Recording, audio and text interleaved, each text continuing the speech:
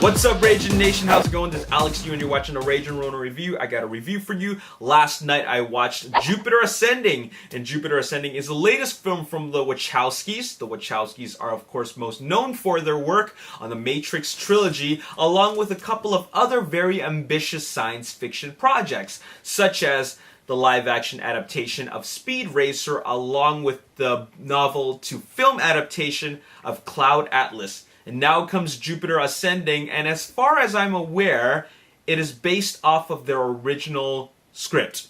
All right, it's not based off of like a book or a TV show or anything from a previous piece of work. It is their original piece of work. All right, now Jupiter Ascending follows along the lines of their tradition of over-ambitious science fiction films.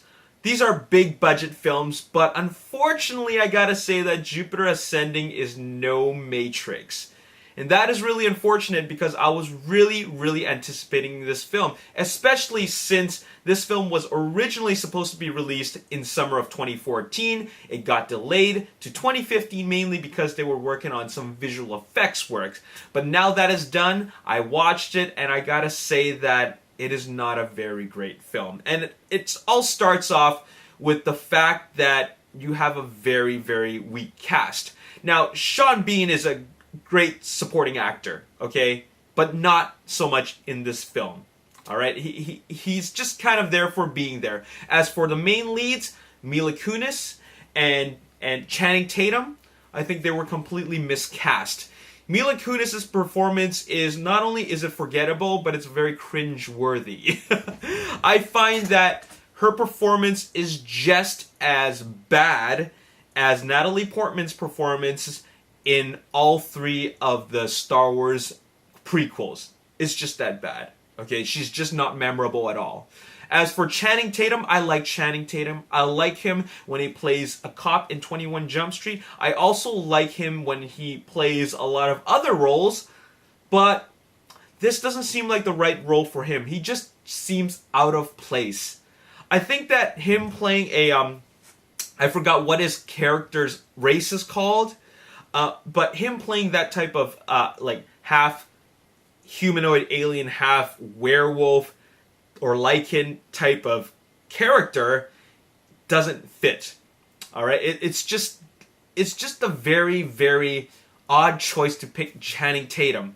I mean, Channing Tatum's very emotionless in that movie. He's very macho, right? And he shows off a lot of really cool physical abilities, but the look, I believe, is all wrong. And I just can't help but think that I'm watching Channing Tatum. His role is not very believable. All right, Mila Kunis' performance is not very believable, and because of that, it makes for a very weak, I guess, involvement in the story. All right, and which brings me to talk about the story. The story is a bit of a mess. It's got a lot of things going on for it. It's got almost kind of like a Cinderella story, a little bit of Alice in Wonderland in there, but it's basically about a girl who thinks she has a very mundane lifestyle, but then she's transported into this science fiction fantasy world, and suddenly she's larger than life.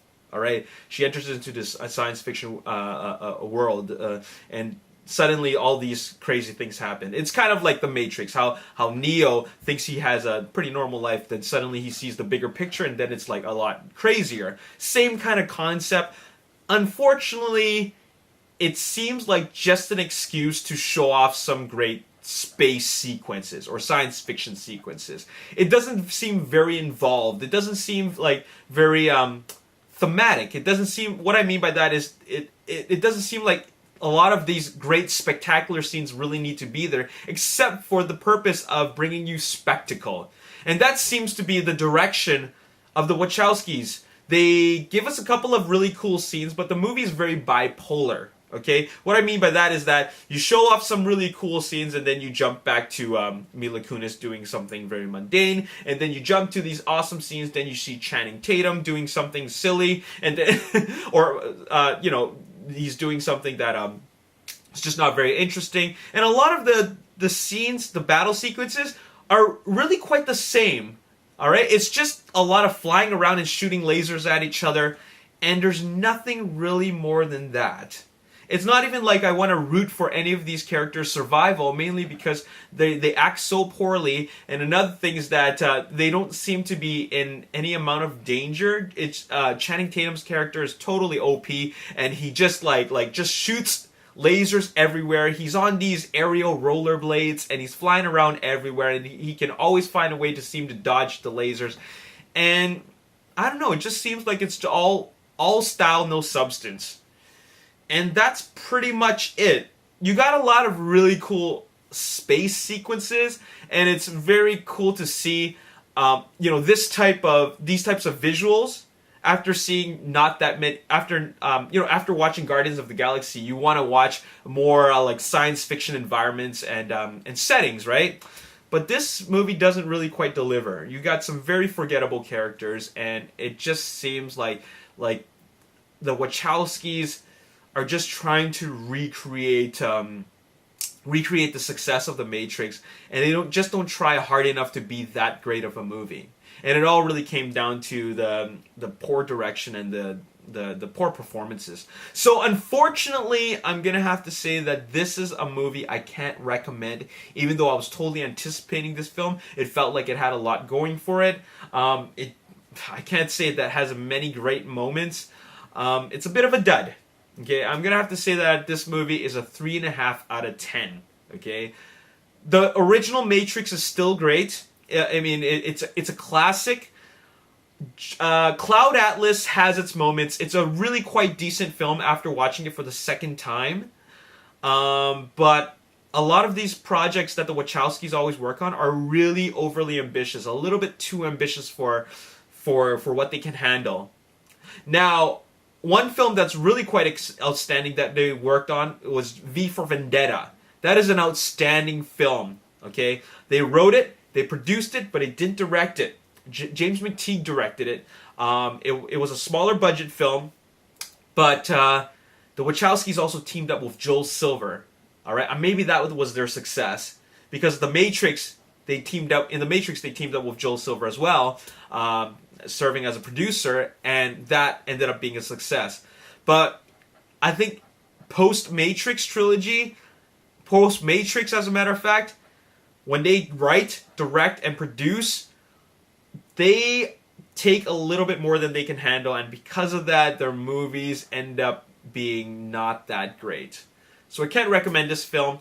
3.5 out of 10. There's really nothing that I need to watch again. I don't need to watch this movie on the big screen again. I don't even need to watch it on Blu-ray when it comes out on home video. So I'm done. So there you have it. That's all I got to say in this video. As always, if you enjoyed this review, hit the like button, subscribe to the YouTube channel, like me on Facebook, The Ragin Nation. Also follow me on Twitter at Ragin Nation. My name is Alex. Thanks for watching. I'll see you next time. Peace. These aren't superheroes per se. They don't wear masks. They are Kingsmen. They're part of the Secret Service, and Kingsman is actually a real thing. But